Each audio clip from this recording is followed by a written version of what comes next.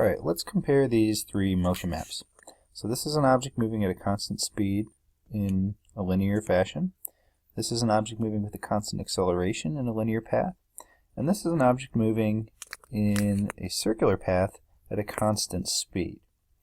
So your motion map, first of all, for the circular one should look something like this, where if I were to mark the position of the object, watching it from above each second, the object would be here, and then a second later here, and here, and here, and here, and so on and so on. Another thing you should notice is that these vectors are all pointing tangent to the circle. So at any given moment, let's say this moment for example, the object's sort of moving in that direction. At this moment the object will be moving straight down in my picture. And one thing that I sometimes see students see is that they'll draw sort of a curved vector here. But you can't have a curved vector. The object is only technically traveling in a single direction at a single moment in time. So there's no such thing as a curved vector. Vectors can't point in more than one direction at any given moment. So this is your motion map. So now let's compare these three motion maps. So first we're going to compare A and we're going to compare C. So what's similar or different about these? Well, one similarity you should notice is that the velocity vectors are all the same length. In other words, these objects not getting faster or slower. All these are the same length, and all these are the same length. So the object's not getting faster or slower. Another thing that would prove that is to look at the dot spacing. So the dot spacing, you can see the dot spacing is consistent here, and the dot spacing is consistent here.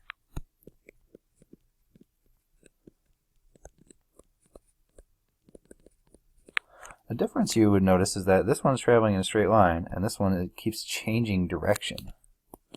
So C is changing direction.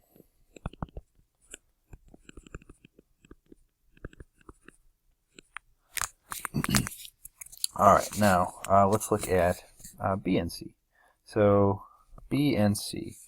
Well, I see more differences there. A difference would be that these velocity vectors, you can see they change length in B, but in C the velocity vectors stay the same length. So a difference would be is that B is getting faster.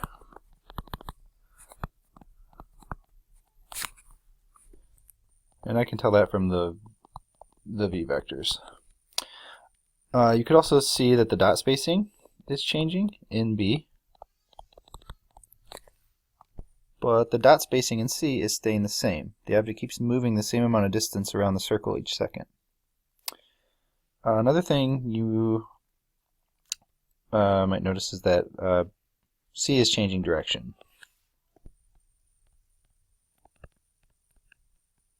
Oops. C is changing direction, and you can tell that because these keep pointing in different directions, whereas B keeps moving in the same direction.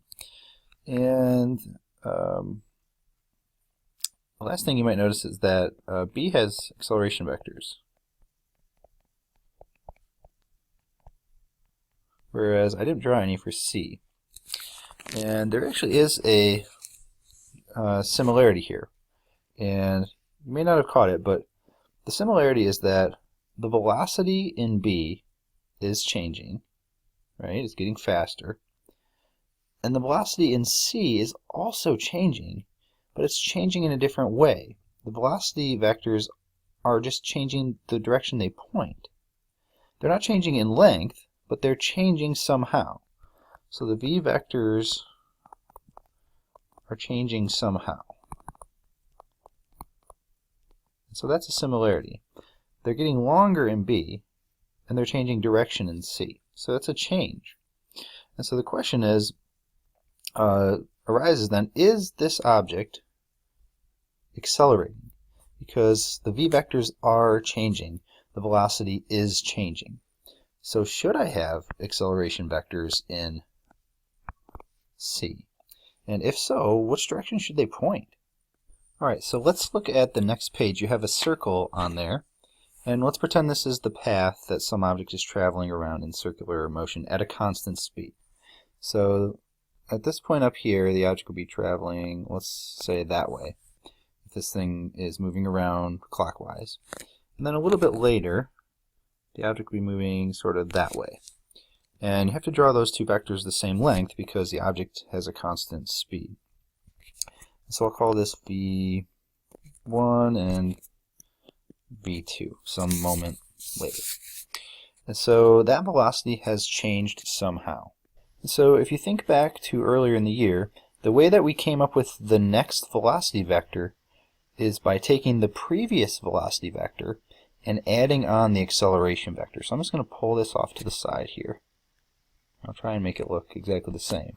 So there's V1. What do I have to add to the end of this, tip to tail, to produce a sum that looks like V2? And so I'm going to add something on the end of this right here, and the sum has to end up looking like V2. And so the sum is going to look something like that. So that's V2.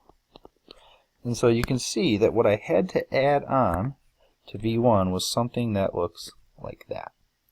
And so this is my acceleration vector. And so from V1 to V2, I have an acceleration vector that kind of points like that. And we're going to try this again. So let's say we go to right here. That's V3. So from V2 to V3, what did I have to add on to V2 to get a vector that looks like V3? And so I'm going to do my best here. So there's V2. Oops. And the sum has to look like V3.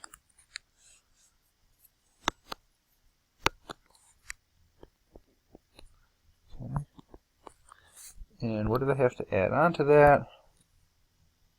Something that looks like that. Okay. This is kind of approximate here, but hopefully you're kind of getting the point. And let's keep going. Let's say V4. What did I have to add on to V3 to get V4? And I'm running out of room here, but I'll go down here. There's V3. My sum has to look like that. It's V4. And my acceleration vector kind of has to look like that. And what are you noticing about all these acceleration vectors? What direction are they pointing?